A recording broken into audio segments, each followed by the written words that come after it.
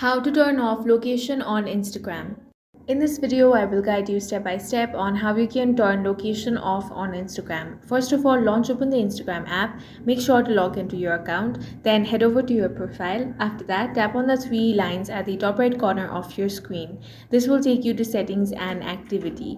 Here, you want to scroll down a bit and find the option of device permissions. Now find location services. Select that. As you can see, it is currently allowed. So if you want to turn that off, tap on the update device settings option and then tap on open device settings. Now it will take you to the settings page. Here select permissions. Now you will find the option of location. Select that. Here tap on don't allow.